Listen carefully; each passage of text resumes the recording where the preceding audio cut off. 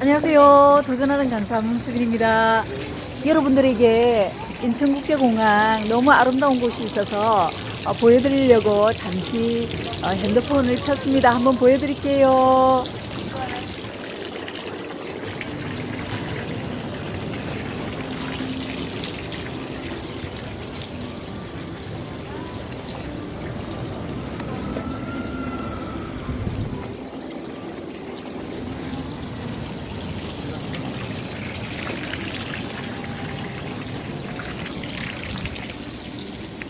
여러분 너무 아름답죠?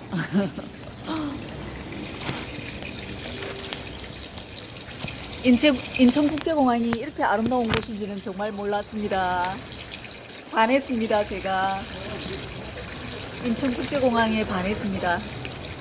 여러분도 한번 구경하러 오세요. 지금 옆에 물소리가 많이 나고 있어요. 지금 조그만 분수를 만들어 놨네요. 계속해서 자서전 읽어드릴게요. 시간이 한 7시간 남아가지고 밥 먹으러 갔다가 구경하러 갔다가 이렇게 여러분들하고 시간을 보내고 있습니다. 자서전 쓴 거 가져오길 잘했죠.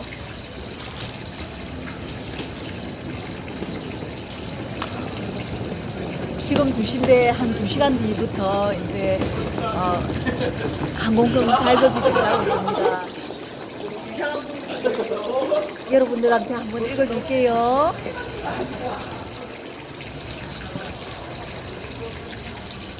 항상 내 몸을 아끼라고, 항상 건강해야 한다고 말해준다.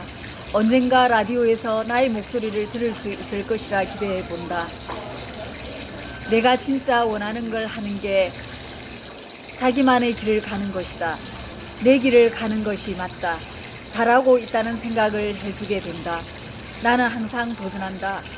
내가 해보지 않은 것을 시도한다. 주위가 만류해도 난 잘하고 있다. 잘 될 것이라 믿는다.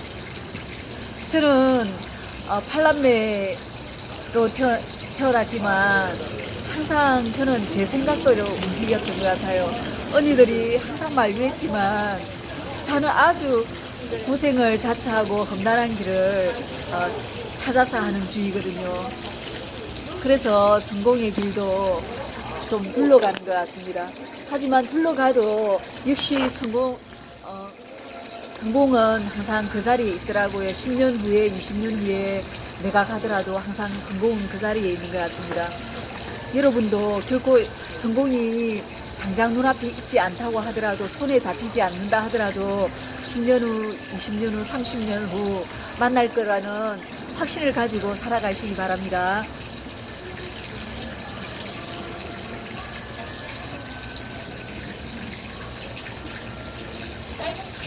어제 12시에 맞춰 3시에 일어나 출근 준비를 했다.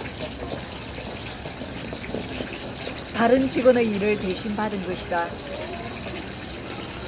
한껏 들떠있는 직원이 부러웠지만 돈을 벌어 학원비와 노트북, 세계일주 책을 쓰기 위한 첫걸음으로 캠코더를 사기 위해 새우잠을 1시간 반 정도 자고 일어났다.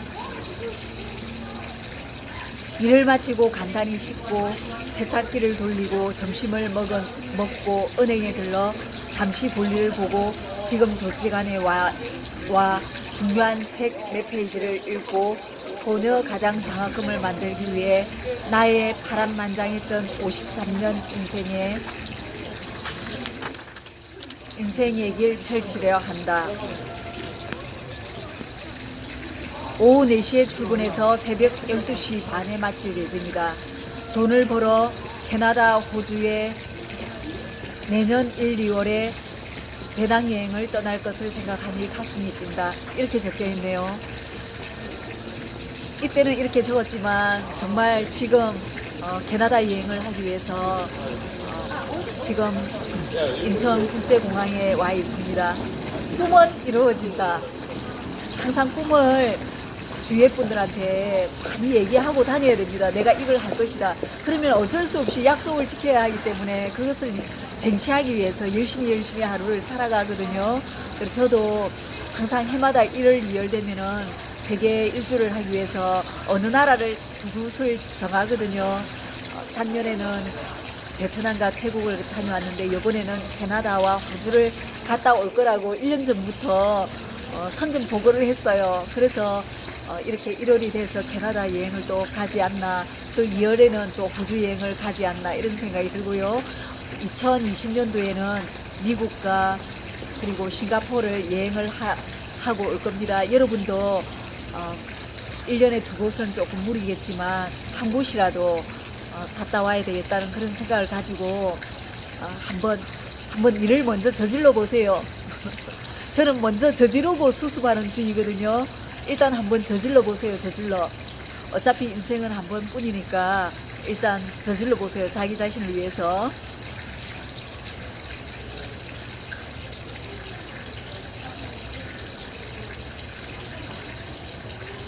가슴이 벅차올라 울음을 터뜨렸다. 이제 딸도 28살이 되었으니 자유롭게 세계 일주를 해도 되겠다는 생각이 든다. 1시간 뒤에 출근해야 돼서 마음이 조급하다. 아침 7시 현관 대기인데 새벽 4시에 회사에 앉아있는 여자다. 저는 출근을 한 4시간 전에 해요. 마음이 너무너무 바쁘거든요. 한 2시간 전에 출근을 하면 마음이 불안해서 집에 있지를 못해요. 그래서 현관 대기 7시면 새벽 4시부터 기다리는 여자입니다. 저희 아버지가 오후 1시에 결혼식이 있으면 아침 7시에 정장을 입고 기다리시는 분이었거든요. 그래 아버지를 닮아서 제가 항상 좀 시간이 임박하면 불안해서 견디지를 못해요. 그래서 한 3, 4시간은 일찍 출근해야 되는 그런 성격을 가졌답니다. 미리미리 준비하는 것도 좋은 거잖아요. 그죠? 시간은 조금 낭비가 될지 모르지만 서두르지 않고 미리미리 일을 준비한다는 것, 그건 좀 좋은 것 같습니다. 남들보다 하루를 더 일찍 시작할 수 있잖아요. 그죠? 24시간이 아니고 28시간, 30시간을 살 수 있는 것이라고 생각합니다. 깨지 못할까 두려워 그냥 밤을 새워버리기도 한다. 넘기면 당번이 많이 나오기 때문이다. 저희 회사는 당번을 넘기면 3일 당번, 5일 당번 이렇게 정해져 있거든요. 그래서 당번을 하지 않기 위해서 못 일어날까봐 잠을 안 자는 경우가 참 많답니다. 그렇게 하면 몸에 안 좋은데 그래도 다음날 또 새벽에 일을 해야 되고 또 넘기지 말아야 되고 약속을 지켜야 하기 때문에 차라리 자는 것보다 안 자는 게 낫다. 그래서 잠을 안 자고 출근을 하는 경우가 많습니다. 여러분은 이렇게까지 건강을 해쳐서까지는 그렇게 무리를 하지 않으셨으면 합니다. 얼마 전 우연히 약국을 들렀다. 119 차가 보여 바카스 한 박스를 사주려고 했다. 10년 전 상가 분양을 했던 약사님이 계셨다. 나로 인해 몇 억을 계약을 했으나 10년째 상가가 활성화되지 못했다. 많은 죄책감이 든다. 그 외 많은 분들에게 살면서 나 살자고 금전적인 피해를 많이 입혔다. 수중에 돈이 좀 들어오면 그분들에게 빚진 것을 갚아야 한다. 내가 가장 어려울 때 나에게 계약을 해주신 분들이다. 난 인생에 빚이 많다. 이렇게 되어 있네요. 저는 참 인생에 빚이 많은 것 같아요.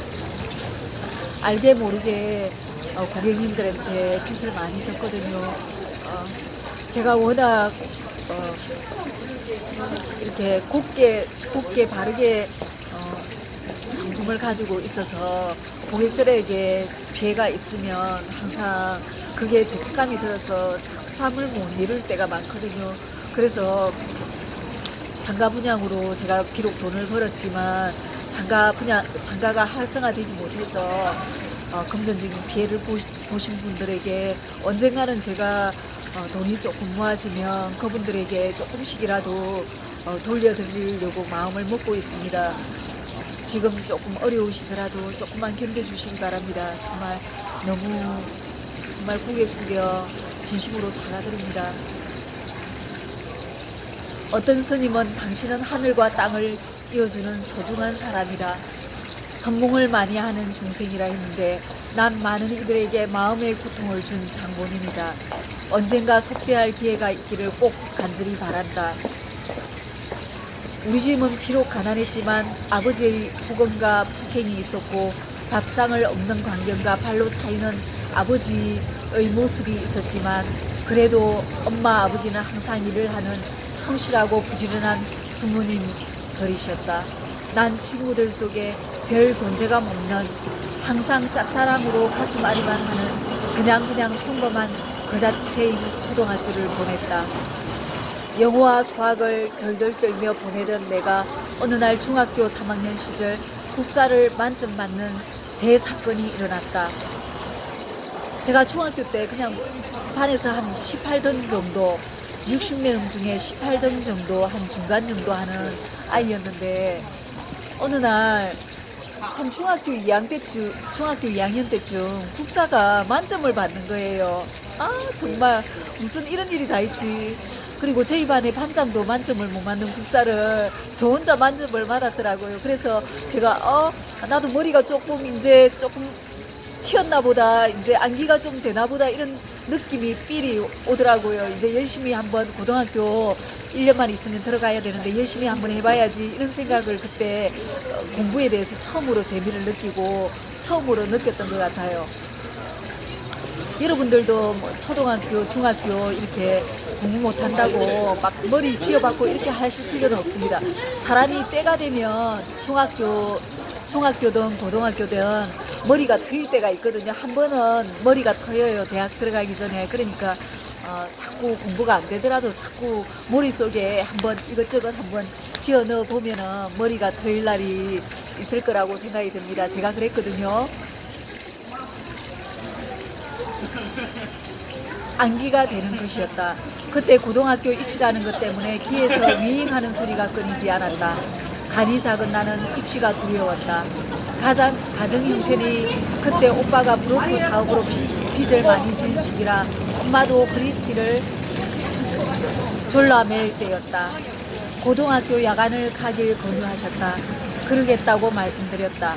마산여상 입학 당시 난 전교 47동으로 입학해서 졸업할 때 버스 안의 피나는 노력과 새벽 4시 학구열 덕분으로 졸업할 땐 반장으로 전교 7동으로 졸업할 수 있었다.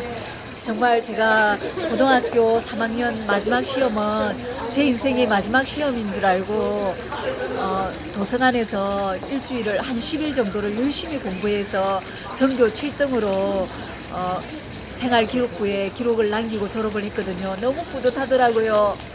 제가 어떤 마음을 먹고 열심히 일해가지고 전교 7등으로 졸업을 하고 또 경남은행에도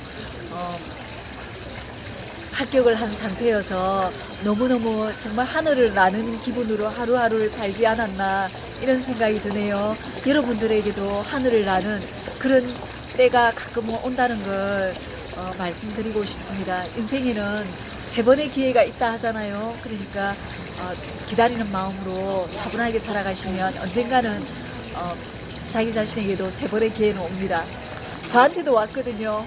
아무것도 가진 것도 없고 별 볼 일 없는 저한테도 인생의 기회가 취업, 경남은행 15년 근무하는 거, 그리고 결혼하는 거, 그리고 아파트를 사는 것, 그리고 컨트리에서 10년 근무해서 5억을 번 거, 그리고 지금은 강사가 돼서 또 다른 인생을 살아가는 것, 이렇게 여러 가지 인생의 기회가 적어도 한 5번은 온 것 같네요. 딸을 낳은 것, 결혼을 해본 것, 한 5번 정도는 저에게, 그리고 송국헌 사장님 제 인생의 은인을 만난 것 6, 7번, 한 10번 정도의 인생의 기회가 왔던 것 같습니다. 여러분들에게도 그런 기회는 올 거라고 생각이 듭니다.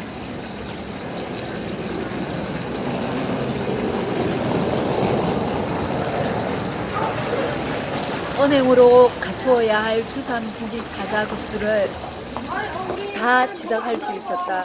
시간이 없어 공부할 수 없다는 건 핑계라는 것을 그때 알았다. 입학 후 3년 동안 진해 조선소를 출근 시간 1시간을 걸어 태백동에서 장천까지 탑산을 가로질러 걸어서 출근을 했다. 엄마 역시 평생 왕복 2시간 거리를 당연한 듯이 걸어서 출퇴근을 하셨다. 엄마는 아주 먼 곳에 이동이라는 곳에 철공소에 쇠를 닦는 녹을 닦는 일을 하셨거든요. 그 녹 닦는 일을 하기 위해서 시내 태백동에서 장천까지 왔다 갔다 2시간 거리를 그러니까 평생 동안 돌아가실 때까지 제가 결혼한 26 될 때까지 그 일을 하셨어요. 정말 너무 우리 엄마 대단하죠. 우리 엄마 너무너무 사랑합니다. 대단하고. 엄마가 악바리 끈기가 우리 8남매의 피에 흐른다. 그래서 우리는 아무것도 없는 상태에서 나와 중국 동생 빼고 다 몇 억 하는 아파트를 많게는 재산이 10억을 넘는 가족이 많다. 남동생의 고려대학 졸업은 우리 집안의 자랑이다. 대기업 임원 사모님, 화가, 은행원과 교사 딸을 둔 큰언니, 정말 단칸방의 기적이다. 그래서 명절에 만나는 가족들이 더 애틋하다. 무에서 유를 창조한 것이다. 큰언니도 아무것도 없는 상태에서 딸 둘을 키워서 학교 선생과 은행원으로 키웠거든요. 그래서 제가 우리 큰언니를 인생 승리자라고 부르거든요. 정말 너무 고생을 많이 해서 정말 언니를 존경하고 사랑합니다. 건강하게 오래오래 함께 했으면 좋겠습니다. 문원주씨 화이팅!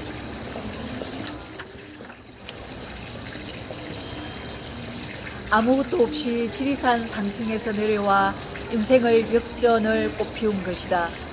초등학교 시절에는 김수경이라는 도살장집 딸이 초등학교 시절 학교의 중심이었다.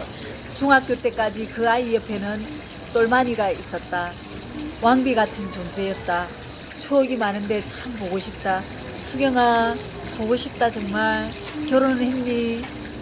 나는 54세 됐고 딸이 28이 되었는데 수경이 니는 어떠는지 궁금해. 정말 보고 싶다 친구야. 진해 이동 수경이 집에서 초등학교 친구 남녀 10명이서 수영하며 놀던 그때 그 시절이 그립다. 중학교 시절은 수학 선생님이 떠오른다.